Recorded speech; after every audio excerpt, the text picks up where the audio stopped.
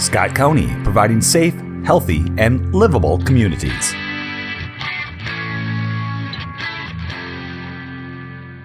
Which is Scott County Delivers. Our topic for the month is public safety, crime, and prevention. I believe Chris Harder, our quality improvement manager, will get us started. Good morning, Madam Chairman, Commissioners. Thank you very much. I'm personally really excited about this presentation this morning. It is the first time that we have been able to bring together data from the County Attorney's Office, the Sheriff's Department, and the Department of Corrections to look at kind of this state of crime statistics and also some crime prevention activities here in Scott County.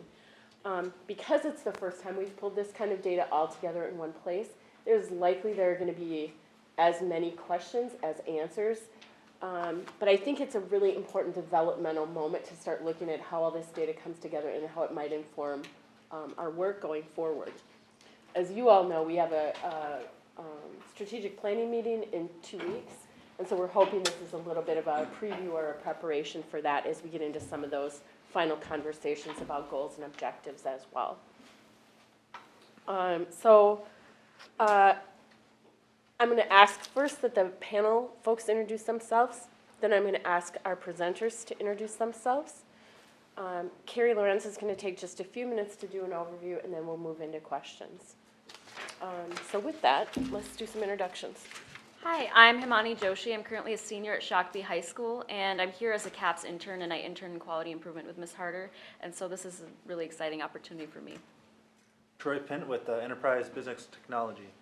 Danny Lenz with the Office of Management and Budget. Evan Cole, I'm a management analyst for Health and Human Services. Scott Recke, I'm the Assistant Jail Administrator. Adam Peary, I'm the Chief Deputy at the Sheriff's Office.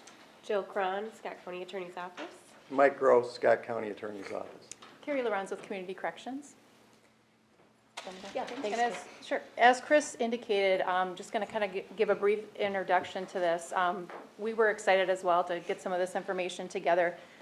Just to highlight a little bit of the information we did pull, we looked at County Attorney's Office pulled information regarding felony cases by city, gross misdemeanor cases by city, and then we also spoke with our court administrator who was able to pull information regarding filings with the court, and in particular major criminal case filings, and then also we looked at our drug case filings, which, I mean, you can kind of take a look at the numbers which we've highlighted with our treatment court presentations as well, just with the increase in those drug court cases.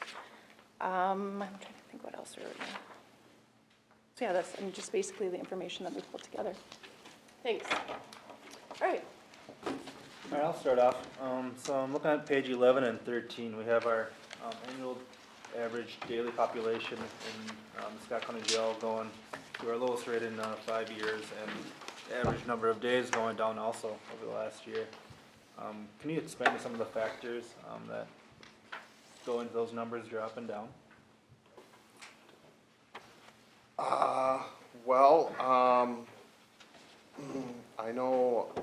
guess the short answer is I don't know the answer to that question. There's not, from the jail's perspective, I mean, we are at the mercy of the law enforcement side and the court side to dictate who's coming into us and who's getting released from us. I know, specifically looking at timeframes recently, I mean, things are, as far as the average daily population, I mean, it is fluctuating from year to year. There are a few spikes that we can certainly account for. Maybe we boarded prisoners for a few different years here, and so I know, as an example, in 2014 and in 2017, we housed prisoners for other counties, and so you would have a tendency, and those numbers were large enough where they would impact the average daily population. But as far as understanding why our numbers are going up and down, I mean, I would be more inclined to want to defer that question maybe to the county attorney's office or law enforcement side, just to see what's impacting that. I guess I can't say. I think one of the things that probably is impacting the average number of days confined is I think the courts are doing a good job of getting the inmates seen and then adjudicated in one way or another, so they aren't spending any longer than they need to be in the facility. I would agree with that. The courts really control that because of the sentencing they do. There's been a marked reduction in the amount of days people are sentenced to jail for, especially for drug cases, especially with an emphasis on treatment and treatment court. People aren't going to jail for 30, 40 days for drug cases, especially the lower drug cases like fifth-degree drugs. And it's also correct that the judges are trying to decrease the amount of time people spend in jail pre-trial by releasing people sooner, called RPR them, released on a personal recognizance. And I know for releases, we have seen an uptick in people being put out on alcohol monitoring devices and different alternative ways to get people in and out of the facility faster. I know since we worked with the new vendor for those services, I mean, that process has gone smooth, and I think it's made us more efficient that way. So it would certainly seem that would impact days confined, absolutely. If I could jump in also with the courts and the county attorney's office and the emphasis of decriminalizing mental health with the drug court. Now we've got a vets court just starting up. There has been an emphasis with the judiciary and the county attorney's office to seeing the people that have mental health issues, get them in and out of jail as soon as possible and get them the treatment and help they need, rather than having them sit in confinement, because it's been proven that that's time spent in confinement doesn't really do anything, doesn't affect the recidivism at all. So there is an effort on both parties' part to move those people on and get them the help that they need. So are there formal programs to move people into treatment, as Mr. Hocevar was explaining that? Are there furloughs or release to treatment, or what are the processes to help get people into treatment as opposed to jail? I could speak just from the treatment court aspect and then also reentry. With the treatment court, there's certainly an emphasis on trying to get people assessed as quickly as possible, getting Rule 25 evaluations, either that through the county or through the Haven, and really an emphasis on not, whenever possible, trying to release them and get them into treatment right away, or release and put them on EHM or some other community-based monitoring. In addition to that, we do also have a half-time position that does reentry stuff. So we have a person that will go over to the jail, help with some of those applications, and start making some of those referrals so that if they are able to be released, that can go smoother. Can I just ask one follow-up question to that, Carrie? With some of the things like EHM and some of those other tactics to be able to get people out, do we have a way to know, are those folks like released and safe in the community, or are those folks released and committing additional crime? Do we have any information about that? I don't think we formally have pulled any statistics with that, but I can just speak, if there are issues, we do have mechanisms to certainly bring people back into custody, whether it's on a warrant or a A&D, which is an apprehension and detention order. And that could happen for not only treatment court individuals, but also people that are put out on conditional release or as part of their sentence. And then I know the jail does release people as well to EHM. I don't know if your process differs from ours, but. No, and it's much more minimal, and they have to be sentenced, and so process for that. I do think too, when somebody comes into custody, I mean, they can request to get that assessment done, and so we oftentimes are facilitating people coming into custody and just asking the question about how can they get associated with treatment court, or they have begun to hear about it now, and so they know that it exists, and so we really try to push people in that direction whenever we can. Okay, thank you. Could I just ask a follow-up question about kind of that reentry piece or the transition piece of people that are being released from the jail? On slide 17, there's a a chart about employment and maintaining employment while on probation. And looking at this chart, it seems like 2018 was quite a successful year. And I'm just kind of wondering, what are the reasons behind that? Is that related to the economy, or is there something else going on there? I think, yes, that definitely. I think we are definitely finding that certain offenders we've had before that have had difficult times getting employment, maintaining employment, some of those barriers aren't there. There's certain employers that are more willing to hire people that are convicted felons. So that's certainly part of it. And I know our probation officers' efforts just to really hook people up with the workforce center and other supports to help them gain and maintain employment. I know that's definitely been an effort that's been kind of for a while now, but within the last three to 5 years, I'd say, more of a focus. And we do have, again, the reentry coordinator has done some work as well, just to try to build some relationships with community-based places that we can refer offenders to as well.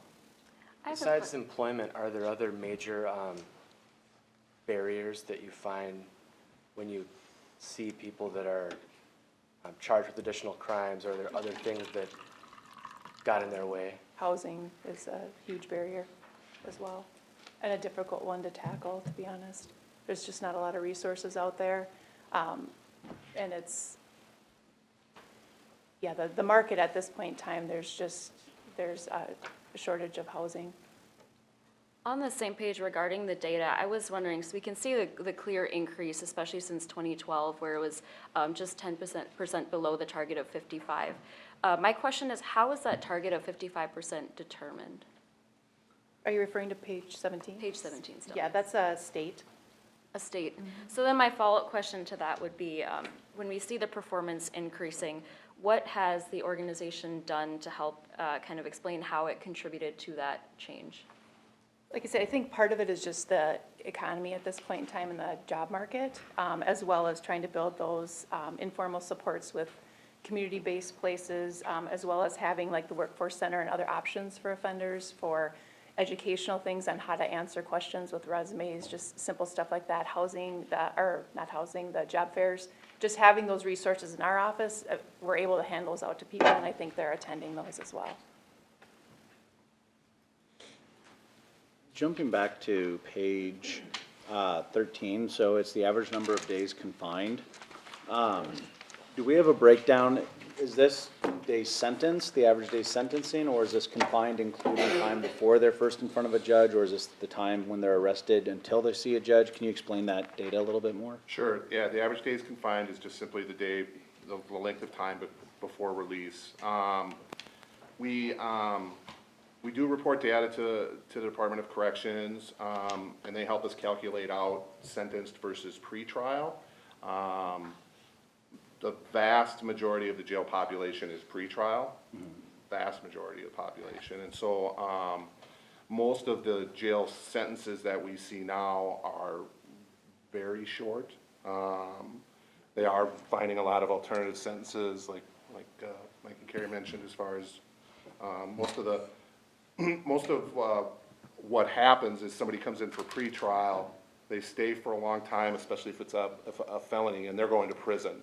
And so they'll be here for a long time, and so that is what, makes the number go up. But from a quantity standpoint, most people are in and out because the courts are, RPRing people or finding alternative ways to get them out, So diving into that a little bit, so the averages could be skewed. So if you have a felony where someone's going to court, it might be a little while till they get to trial. Does that skew the data? So I guess what I'm looking for is your typical person who's booked into the jail, how long are they sitting in jail before they have that first appearance before a judge where they may be released on their own recognizance or have monitoring up to an actual trial date? Do we have data like that? Well, we know, the courts tell us that they have to be put in front of a judge within a certain amount of time. So we know, and it's a kind of a strange calculation for a 36, 48-hour time frame before they make their first court appearance, get to their bail hearing, and then are released. And so we know that people are getting in front of the judge within 36 or 48 hours, which again, that's a sort of a strange calculation, but, yeah, they're getting in front of that within that time frame. Do we have any data on the numbers of people who are held for 36 or 48 hours who, once they go before a judge, they're being released immediately on their own recognizance or monitoring? We do not track people who are released right after bail hearings. No, I don't think we do. I'll ask a question about page number 10 here. Do you guys have any like indications or gut feelings how our maybe neighboring larger cities are doing with our cases of outside residents, like say you're like Lakeville or Chaska? Are they going to be comparable to our larger cities, or is this really our event venues driving those numbers? I don't have any information on how it would compare to outside our county. Okay. We don't have any statistics on that. You do see that event areas do increase the amount of gross misdemeanors and felonies occurring in that community, as you can see from the statistics. So just a follow-up on that, because the event venues really kind of seem to be a big driver in this measure as far as tracking felony and gross misdemeanor cases.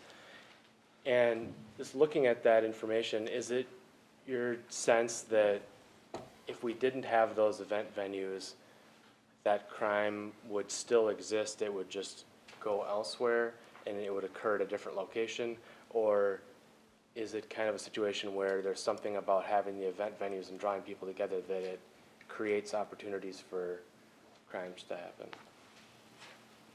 Well, it certainly does create the opportunity.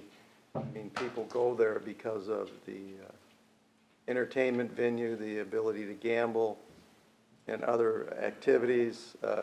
We get many controlled substance crimes out of those areas,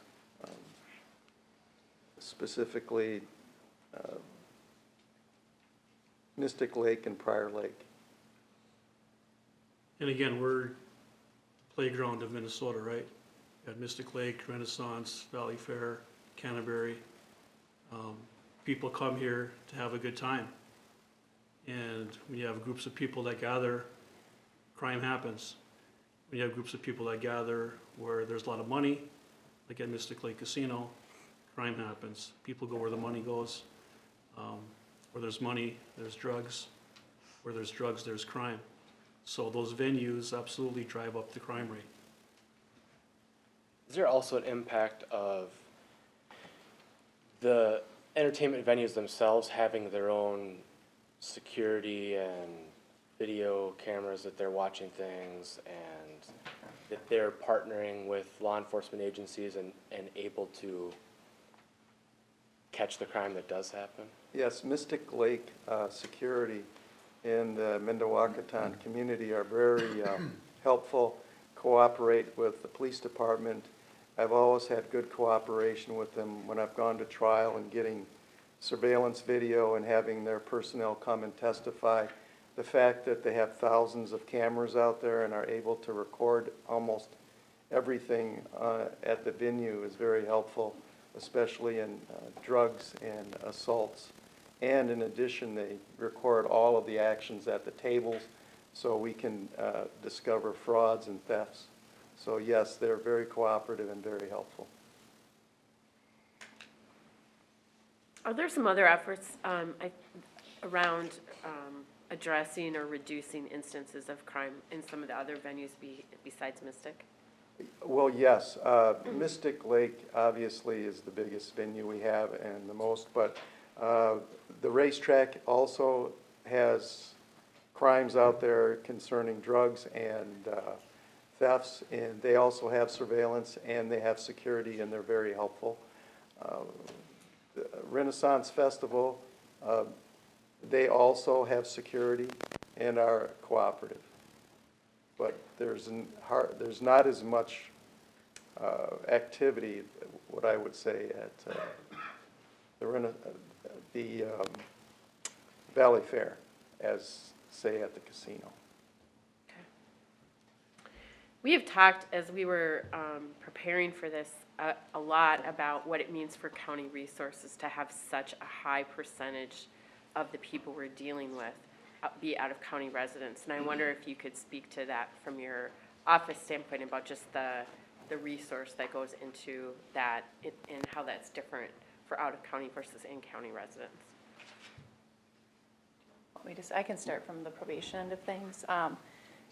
When someone comes through court and is sentenced to probation, when they're in county, it's obviously we're able to supervise them and help facilitate resources. When they're an out-of-county resident, we have a process in place where we're able to transfer that case, the supervision of that case, to whichever county they reside in. The difficulty in that is at times people don't have stable residences, and so we're not able to transfer those cases. And so that makes it difficult for our probation officers just to supervise and be able to facilitate some of those services and conditions of probation that those people have to complete. In addition to that, when someone's sent to prison, everything then is going through the Department of Corrections. When someone is done with a prison stay, they're released on what's called supervised release. And when they have another county or a residence in another county, that county would then be able to take that case. However, if they are sent to prison on a case from Scott County, we are what's called the county of commit. And then if there isn't a stable residence for them to go to, they may come out here homeless, which obviously we don't have shelters here. There's not a lot of resources here, so that as well can make it difficult. There was a recent change in the DOC's policy regarding that, so that if there's someone that had a residence in another county 6 months prior to their incarceration, then that county would be the county of historical ties, which is new, which is helpful for those people in particular that end up in our county that don't have residents here. Those are just some of the impacts that we run into in probation. Well, in our office, it's our duty to prosecute crimes that occur in Scott County, and that includes people who live here and don't live here. So we're going to do it. If we find that it's justified, we're going to prosecute them. I would say, for our office specifically in the jail, it's, due to the shorter length of stay, people that are maybe suffering from mental illness, for instance, you know, we do what we can to work with human services to provide them services while they're at the facility, but due to that compressed time frame, it's more difficult. It causes stress on the jail staff as well as human services to try to get that coordinated in a short amount of time. And then the question comes in as to what type of services are we going to provide someone that doesn't reside in Scott County. And I know that we've been working with human services to try to come up with some plans for the future to try to figure out how exactly we can provide services to the people that need it, either while they're in our facility or once they're released, to get them in a better place so they aren't continuously coming back to the jail. I don't know if the presentation actually went into juveniles or not, but a lot of people don't realize this, but when a juvenile is prosecuted, they commit a crime at Valley Fair, say, someone from Eden Prairie commits a crime at Valley Fair, a juvenile, we prosecute them here. For as far as the disposition, what happens to them, they get sent to a Hennepin County court, juvenile court, for that disposition to be handed down. So we don't deal with that. So if a Prior Lake kid committed a crime down Minneapolis, they would prosecute them, but they'd be sent back to this county for actual disposition.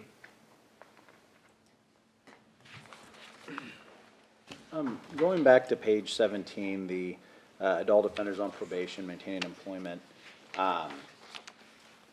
Do we have any data on the pay that these people receive for this? We don't.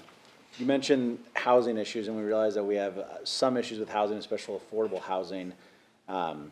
And I just kind of wonder about the way we sentence them. Does that create additional barriers for them to get employment that can lead for them being able to get stable housing in the county?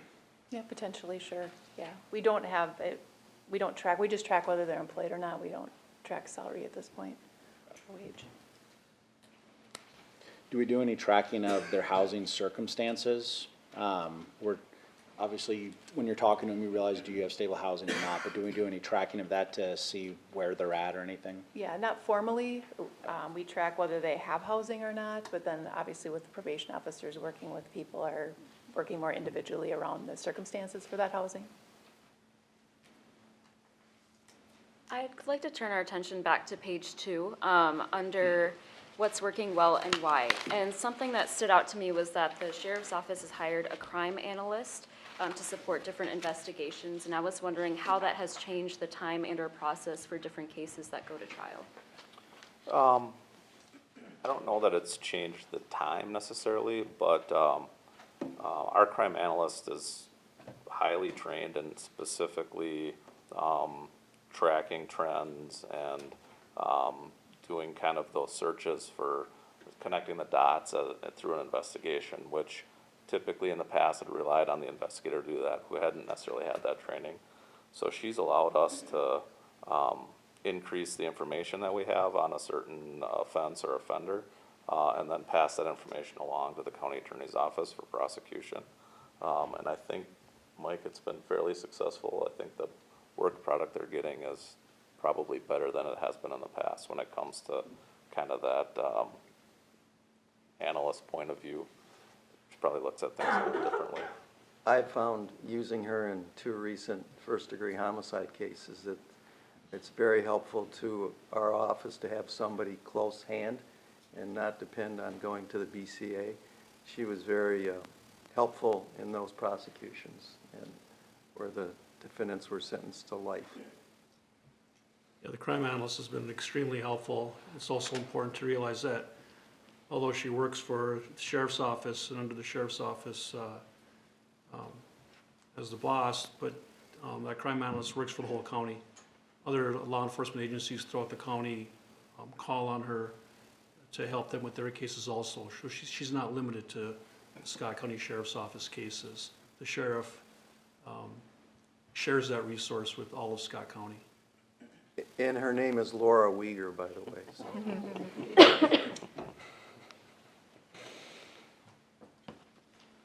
So one thing that stands out, and obviously this is part of a national conversation, but the criminal drug case filings having gone up dramatically over the last 6 years, over doubling.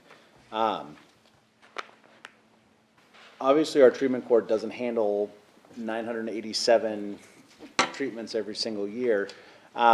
What can we do to either provide more resources or something along those lines to look at alternatives or diversions to addressing some of this, these drug cases where it is addiction-based or something along those lines?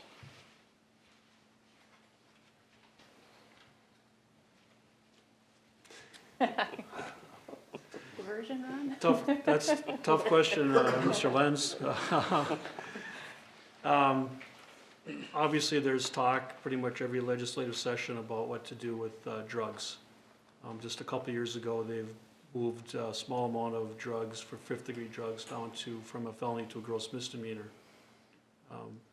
This probably helped as far as the confinement rate, that you've looked at the decrease in that would have helped that issue also. There's also always talk about decriminalizing drugs, right? I'm never gonna sit here and tell you that's a good idea. I think it's a terrible idea. Until the legislature makes changes, my office is obligated to follow the law. If they're caught with drugs, we will prosecute. Obviously, drug court has been a great asset to us in decriminalizing the addiction part. We deal with high-risk, high-need offenders, which I think is great. I was skeptical at first, I'll be honest with you. They talked me into it. I looked at the data and came on board.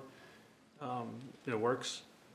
Other than expanding that, which is extremely tough in our situation here in Scott County. We don't have the room, we don't have the judges, we don't have the courtrooms, we don't have the resources, either with the county attorney's office, probation, or the courts. So minus the resources, we keep going along doing what we can. I thought it was really interesting. If you look at the last page, on page 19, So this is data we've been looking at for a long time, and that recidivism rate for those felony offenders has been fairly static. And that's true in Scott County, that's true statewide. And then in 2018, we see a little bit of a difference, and in the narrative, there's some connection, there's some possibility that that is connected to the increase in the drug cases. And so I'm just wondering if you have other thoughts about, are there other things that have been a challenge for probation and corrections around the recidivism rate? Or are you pretty solid that it's related to the drugs? I think that's definitely a piece of it. I think there's, multiple things we struggle with. I think we struggle with having people, again, stable housing, as well as the mental health pieces as well. I mean, sometimes it's a matter of being able to access resources. These numbers, the data for 2018 started with the 2014 because the 3 years, so that was prior to treatment court. I don't know. It'll be interesting to see if that does impact the number. I know Tim did reach out to the Department of Corrections because they compiled the data for the report.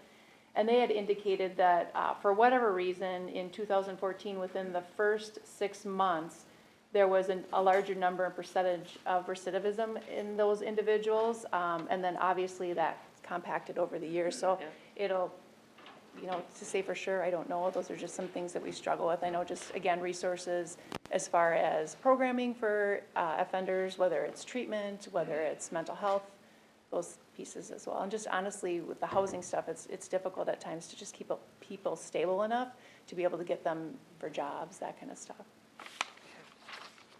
I'd like to touch on maybe just a somewhat forgotten piece of this, or maybe not, but could you talk a little bit about just through the whole process of a crime, going to jail, being on probation, what the victim's role is through that, and are there ways in which the victim is engaged to work with your agencies as sort of a case progresses, or even after the fact, like restorative justice type things that are in place where the offender can work with the victim or in some way be accountable more directly to the victim rather than like the system as a whole?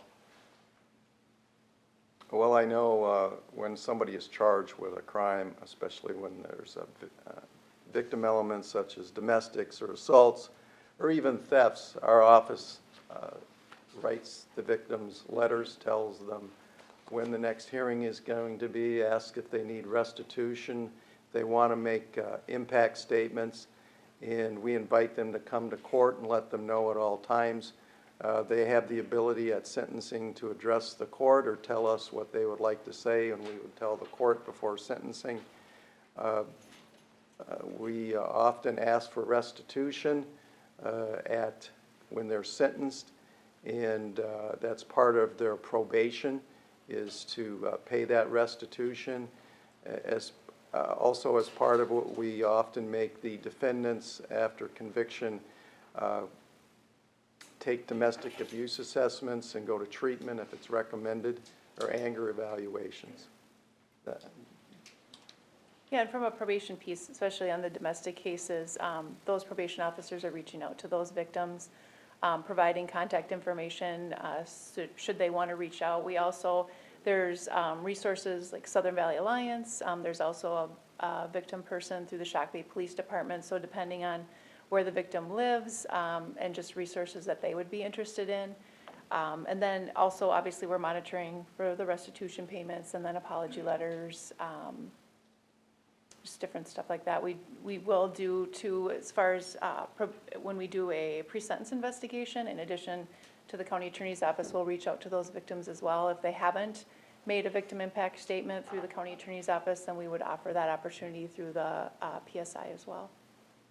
And after their sentence, if they're ordered to pay restitution, they usually are put on a payment plan, and if they don't follow up on that, they can be violated and sent back for a probation violation hearing and get more sanctions. So that's, probation monitors that and makes sure that they're continuing their payment and they're could be consequences if they don't pay. There's a specific statute that grants victims' rights, the victims' rights statute. There's 3 people in my office that make sure that we're complying with that statute, that keep in contact with victims the whole way. And as Mr. Groh indicated, that what the information that they're provided. And each case is so completely different that we have to make an assessment right at the beginning of the case, how this victim needs to be dealt with. Some are extremely helpful and cooperate fully. Others are on the defendant's side, and we have to deal with that. And some require hand-holding through the whole way, and some are completely disengaged and you can't even find them. So each case that has a victim on it is, depending on the nature of the case, could be completely different, but we comply with the victim's rights statute and keep them involved as much as they would like to be involved. From our perspective, at the time of arrest, we work with several organizations, Southern Valley being one of them. So if we arrest a party on a domestic assault, the victim is then put in contact that evening, day, whatever, at that time with an organization like Southern Valley to provide those support services right from the beginning.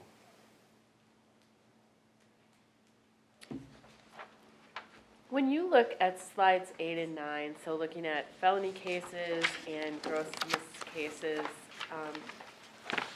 are there trends in that? Are there certain things that worry you as kind of experts in your field? Are there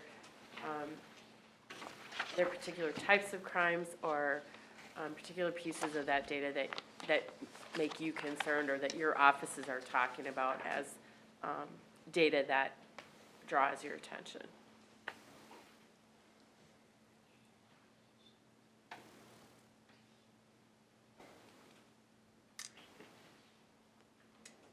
When they were Prior Lake, obviously, the Mystic Lake Casino Right. drives up the numbers. I mean, to be completely honest, if the casino wasn't there, there wouldn't be nearly the number of crimes that are committed out in Prior Lake. Right. But as indicated before, yeah, that type of environment, that kind of money, it draws an element. Yep. So really, there's no particular type of crime. They're not particularly like overly concerned about burglaries or DUIs or anything like that. It's really just driven by those entertainment venues. A lot of it's driven by the entertainment venues because that's what starts the process, but because people are drinking at the casino or at Canterbury, that close to DUIs coming down back and forth from on 169. Drugs, obviously, every venue, we've had drug crimes that we prosecuted out of. And it's not just the venues, we have drug crimes throughout Scott County without the venues, but the numbers are there because that's where the people are. The greater number of people, you're gonna get those kinds of crimes. But the traveling back and forth on 169 and the various freeways and streets in and out of Scott County, the DUIs are drinking at Canterbury, drinking at Mystic Lake, could result in that. You get those people together, assaults happen. Okay. I would like to take us again back to page 2, and I have a question that has to do with, because I'm a member of the youth community, I found particular interest under the crime prevention area, where it mentions that there's been an effort, especially from the sheriff's office, in community engagement. And I was wondering what initiatives the office has taken to foster those positive relationships with both youth and adults alike.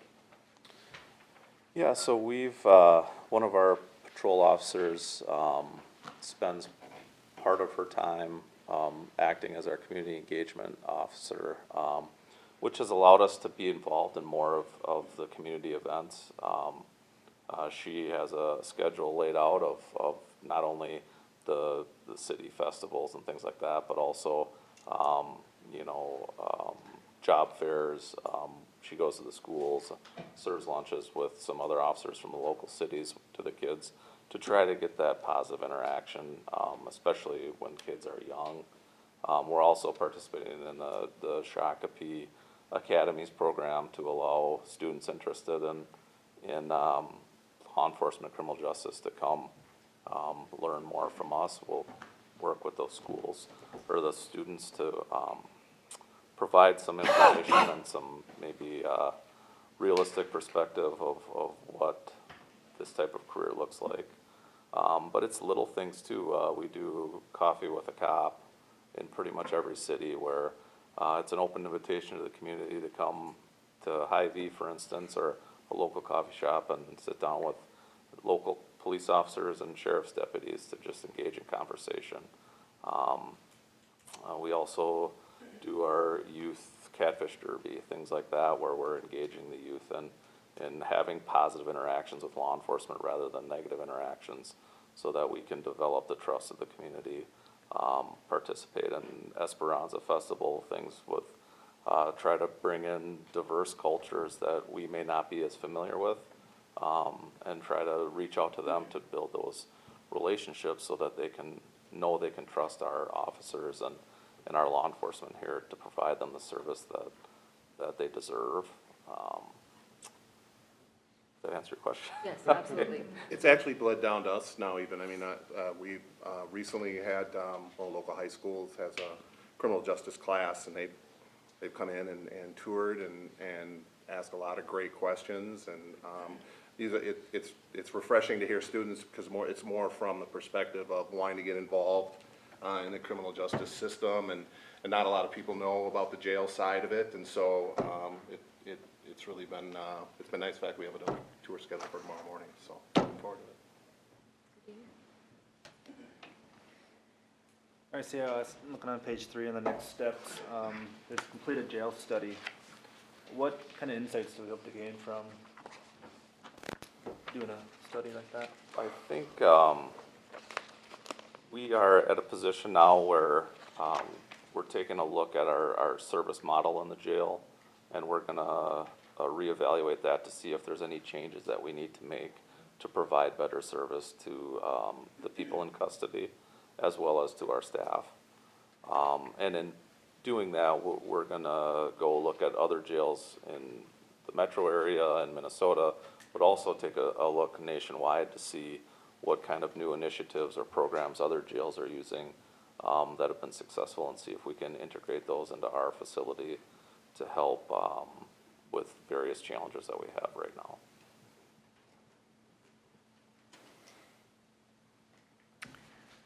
All right, Jill, can I ask you, you've been really carried the lion's share of the work to pull the data for this presentation together today.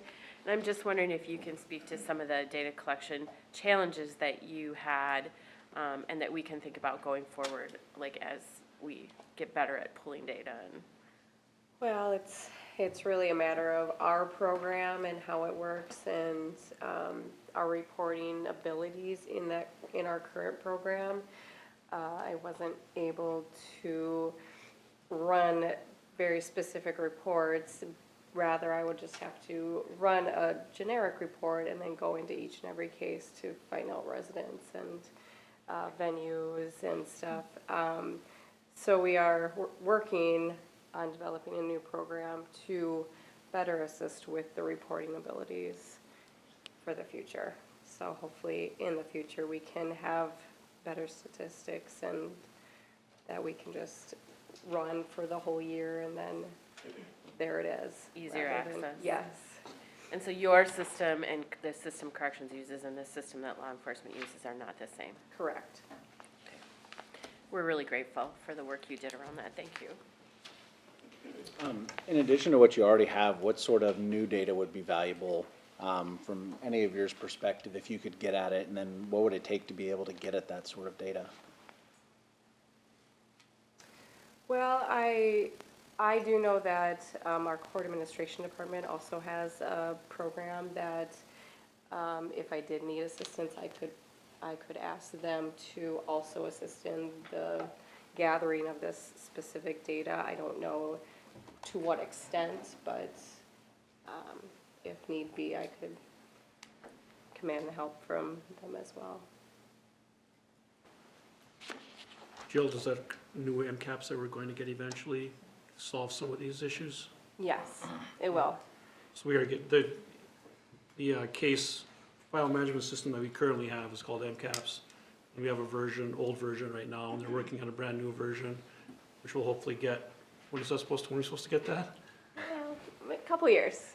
So, we're a little behind right now, but this new version is supposed to be the next greatest thing for us, so hopefully that'll help us with this data analysis. Great. Great.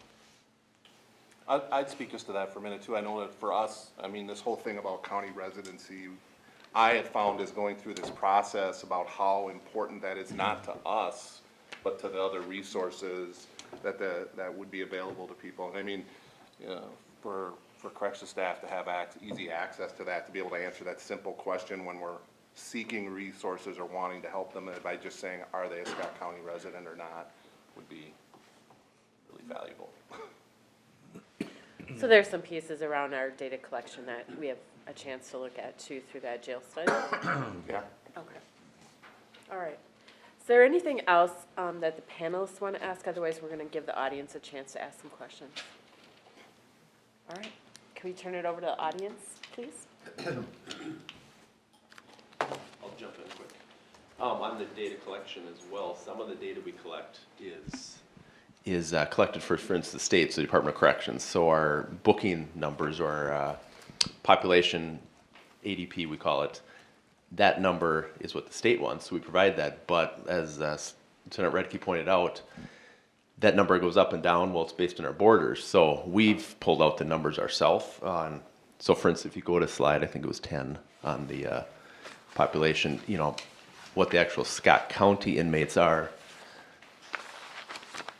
No, I'm on the wrong, I don't know the actual number. It's whatever the jail ADP is, 11? Yeah, so you can see those spikes, but in retrospect, if we pull out, for instance, the amount of borders we have, we can kind of figure it out based on the revenue. You'll see the numbers tend to grow about 2 to 3 a year.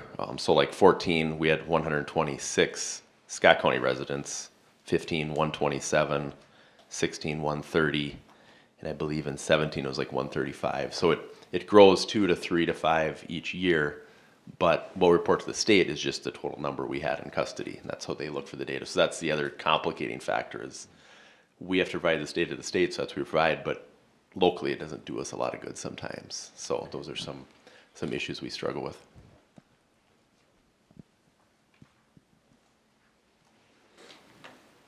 Other audience questions?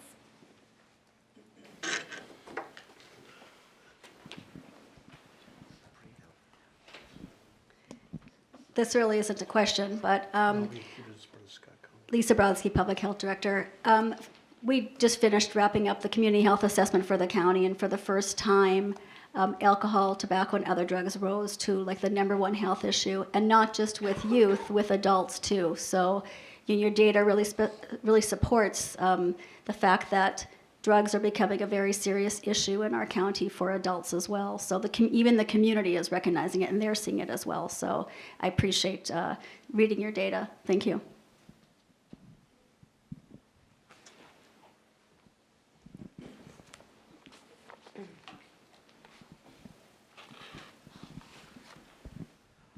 I just had one general question. So when you were looking at the recidivism data on that, and the likelihood or the frequency in which people are committing new offenses within 3 years, do you also look at within that, like the number of times that people are committing new offenses? So, you know, the situation where someone may be committing misdemeanors, but in the course of 3 years, you know, they may have committed 15 of them because it's, you know, connected to mental health or substance abuse or other issues and stuff like that, versus, you know, the more serious crimes, which typically have a much lower recidivism rate because in part they're also incarcerated for a longer period of time. I'm not sure. So when you're looking at these, when you're looking at the recidivism rate and stuff here, do you also look at if it's just a singular offense that people commit again once, or do you see a lot of the people who do commit new offenses committing them multiple times? Yeah, I'm not sure how they track that. I just know that this is for people that have been discharged and then they look at it for the 3 years in 6-month increments, and then it's for a new felony. So I'm sure they probably do track that. I'm not aware for sure, to be honest.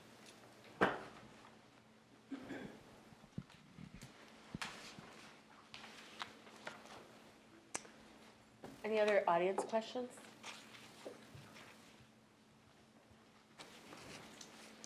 All right, can we return it to the board? Great. Colleagues, questions or comments? Commissioner Elrick. Yeah, I've got a few questions. I noticed that there's about 25% reoffend and about 25% have no job. And I'm just wondering, you know, the correlation there.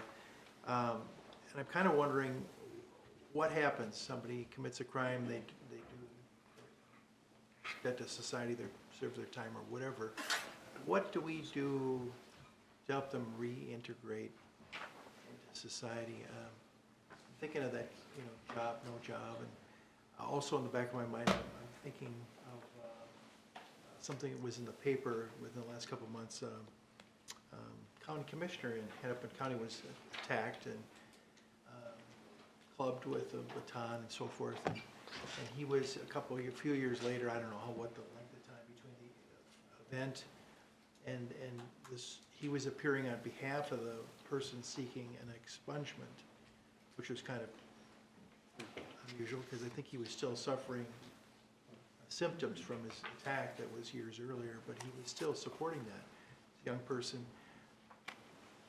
Well, I'm wondering about that process too. Expungement, do we speak regularly against them vigorously, or can people that maybe merit an expungement get it? I know it's a tremendous barrier for housing and employment. There's a whole class of jobs you'll never get with expungement. So I guess I'm wondering about what are we doing? We're talking about preventing crime, but it was 25% of reoffenders. We got to figure out how can we achieve better results there. So you're asking about expungement? Well, it was just kind of what happens when somebody leaves. Oh, sure. Okay. I mean, I also have in the back of my mind with drug court, we sort of, it's probably not the right term. Treatment. Treatment court. We surround those people with all that they would need to be successful. Well, that's a select group of a small number. Sure. But the people that are now leaving jail or prison or whatever, how are they helped to reintegrate into society and then the expungement, if they're worthy of that. I don't know that, with the process. I was just reading the document they have to fill out. Right. So, I mean, for probation, it's twofold. We have those individuals that are on probation that are in the community. Obviously, when they're in the community, we're helping them build those both formal and informal supports to help them be successful. So whether that's housing, jobs, all the stuff that we talked about before. When someone comes out of prison, they're coming out on supervised release. Same idea, they're transitioning to the community, so we're really trying to figure out what are those needs for those individuals. Do they need chemical dependency treatment, mental health treatment, housing stuff? Obviously, we've talked about that. That can be a huge barrier. But the probation officers are working with those individuals as well. When they come back to Scott County, typically they have some type of support here, whether they have housing of their own or they're living with family members, friends. And again, it's the same focus, trying to address those needs so that they can be successful. As far as the expungement goes, that's a court process. It is a court process. People file a petition and ask that the court expunge their record, which means take it off so you can't find it anymore. I think it makes prosecution more difficult. I like to know what people have done in the past.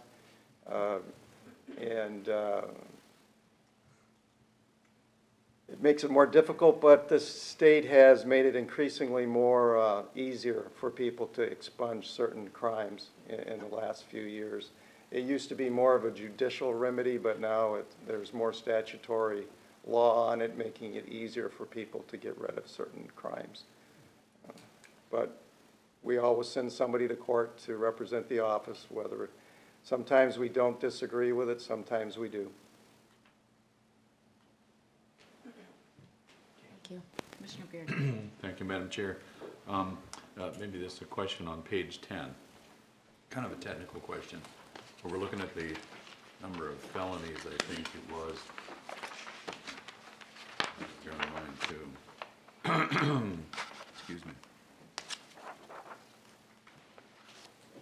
And what I want to know is, in putting this slide together, felony and gross misdemeanors by location here, thinking of Mystic Lake in particular, they have one of the most phenomenal facial recognition software programs, and oftentimes will identify people on their premises who maybe have outstanding warrants or are wanted by other jurisdictions. Does that help drive up that number, or are we only counting people who reside in Scott County who get picked up at, for instance, Prior Lake at Mystic Lake? Well, that would count, our statistics would count anybody that we have charged in our office, regardless of where they live. Regardless of where they live, and it just happens to be that number. It does. Okay, so there, and I've heard it mentioned before by other law enforcement that the security apparatus at Mystic Lake has actually been very beneficial at kind of catching people that we're interested in detaining. It is very beneficial. In addition to the surveillance system and their own security force, they also have a license plate reader. When you drive on to the property, they can tell pretty quickly whether that's a car that has a flag on it for being stolen, and then they'll focus in on it. They'll follow them by surveillance into the casino. They'll call the Prior Lake Police Department, and they'll come out and apprehend them. Obviously, that's another way that we get increased prosecutions.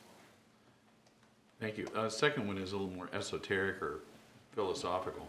When we're talking about mental health, we're concerned about not criminalizing mental health, people afflicted with mental health issues. That's important. That kind of is a given that we're working from. But I'm thinking about a very particularly violent case at the Mall of America this week, where the perpetrator, the alleged perpetrator, obviously has some delusional problems and some serious mental health issues. I'm trying to think about how to phrase the question. When we consider public safety and mental health, are we attaching some sort of severity index to what is going on? So there's people we should truly be afraid of that may have some mental health issues, versus people we're just kind of annoyed with or concerned about that have some mental health issues. Are you understanding the concern I have about using mental health as a blanket excuse almost to decriminalize things that we probably don't want to decriminalize? How do we draw that line? Where's that discussion right now? Commissioner Beard, I think that's a question that comes down to my office's prosecutorial discretion, where we look at a case and decide what the crime is, who committed it, and then figure out at that point what this individual's needs are, what the reason for the crime was, try to figure that out. And you're right, something happened at the Mall of America, obviously that individual has some kind of mental health issues. How could you not do that, correct? Right. But you also don't turn a blind eye and say, oh, he's got mental health issues and not prosecute him. He should be prosecuted to the full extent of the law. And then you deal with them as far as his in custody, as far as how you try to treat that person. So I think that's an issue that we deal with on the front end as far as my office and our discretion on how we charge a case, how we might settle that case. Then from that point, if we charge them and prosecute them, then it would go to probation, and they also have tools that they will implement to figure out what the needs of that individual are and try to get them the treatment and the help they need. So at the front end, it comes to the discretion of my office and how we deal with that. But yeah, you don't use mental health as a blanket to basically not prosecute somebody. So he's got mental health issues, so let's not do anything with that person. You got to deal with it. You can't decriminalize everything just because someone has mental health issues. To be honest with you, probably the vast majority of people that are in prison probably have some sort of mental health issue. It doesn't mean you don't prosecute them and send them to prison. It's all very case specific and individual specific. And if I could clarify as well. Certainly.